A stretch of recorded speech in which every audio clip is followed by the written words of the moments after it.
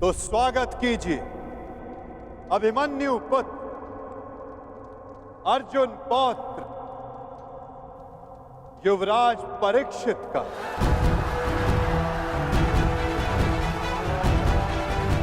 युवराज परीक्षित की, युवराज परीक्षित की, युवराज परीक्षित की, युवराज परीक्षित की, युवराज परीक्षित की, युवराज परीक्षित की, युवराज परीक्षित की, युवराज परीक्षित की।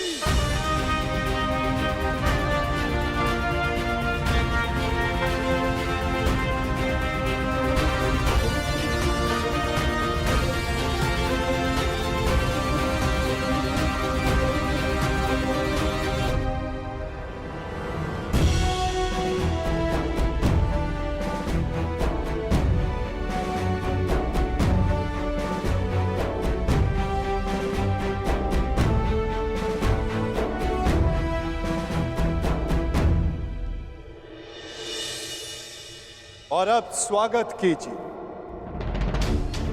राधे कर्ण पुत्र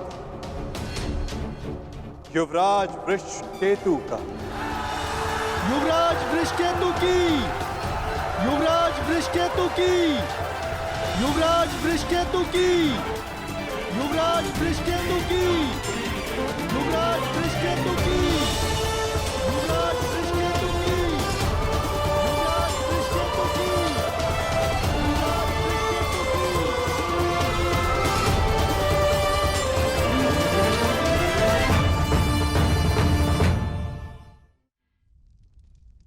और अब स्वागत कीजिए राधे कर्ण पुत्र युवराज वृषकेतु का।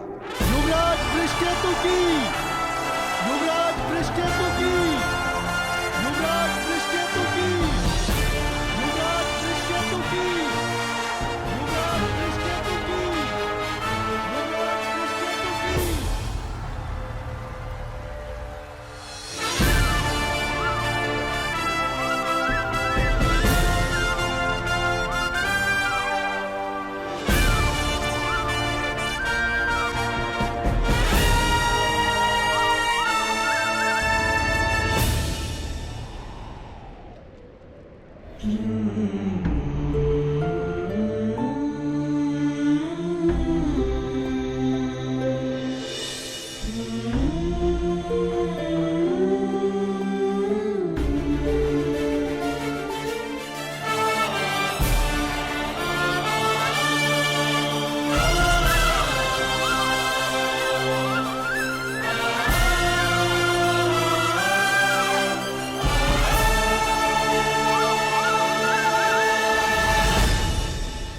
इन्होंने अपना कर्तव्य पूर्ण किया धर्मराज, अब आप अपना कर्तव्य पूर्ण करें। एक सम्राट का कर्तव्य होता है कि वो अपने उत्तराधिकारी को निष्पक्ष होकर चुने। केवल बल ही नहीं, बुद्धि प्रवीण हो, न्याय उचित, धर्म उचित हो। और मेरा धर्म ये कहता है न्याय और धर्म अनुसार हस्तिनापुर नरेश मेरे ज्येष्ठ भ्राता कर्ण के पुत्र वृषकेतु हो। युवराज वृषकेतु की, युवराज वृषकेतु की, युवराज वृषकेतु की, युवराज वृषकेतु की।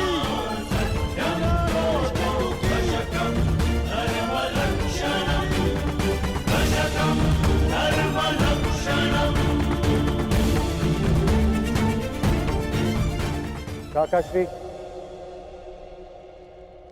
मेरे लिए ये मान्य नहीं।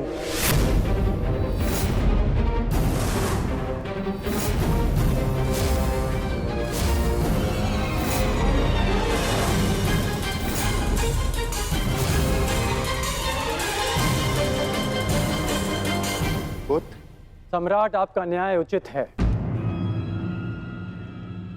परंतु परीक्षित मुझसे ज्येष्ठ हैं, इसलिए न्याय अनुसार और धर्म अनुसार हस्तिनापुर के सम्राट केवल और केवल परीक्षित ही होने चाहिए।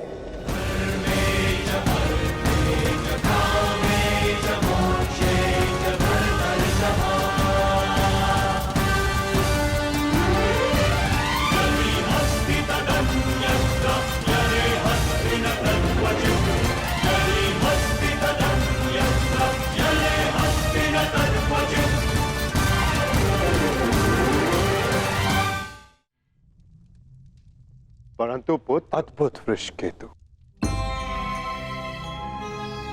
ये त्याग केवल कर्ण पुत्र ही कर सकता है।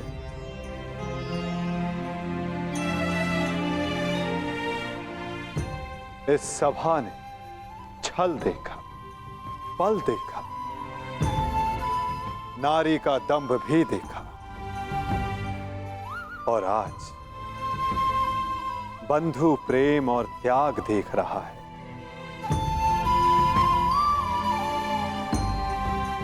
सच में परिवर्तन का जो स्वप्न अंगराज कर्ण ने वर्षों पूर्व देखा था, वो परिवर्तन आज दिख रहा है।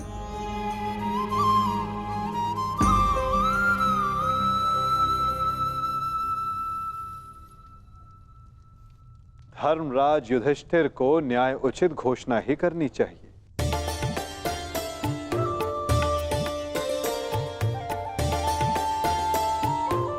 जैसी आपकी आज्ञा माधव।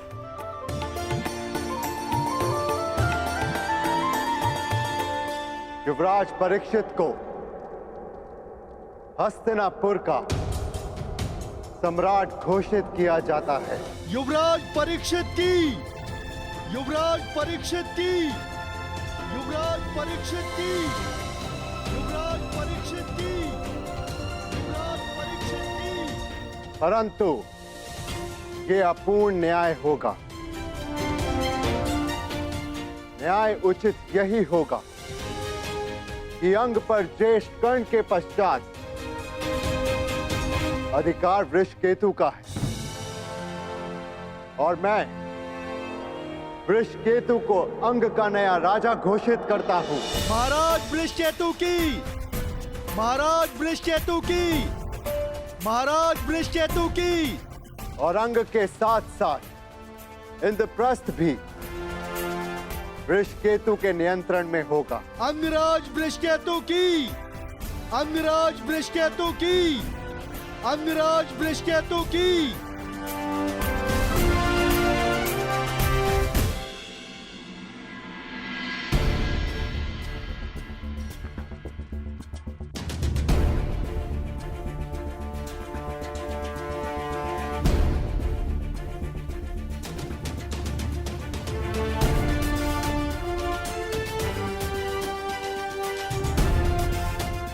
सच हो। मैं तो आरंभ से ही सज हूं।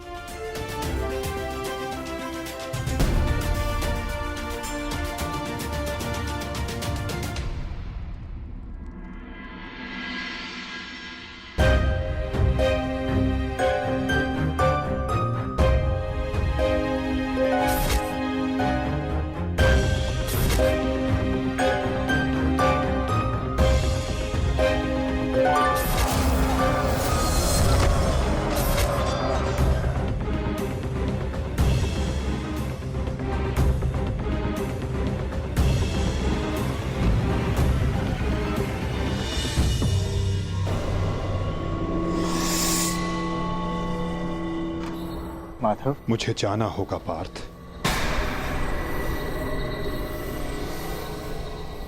परंतु माधव। नहीं पार्थ, नियति मुझे पुकार रही है।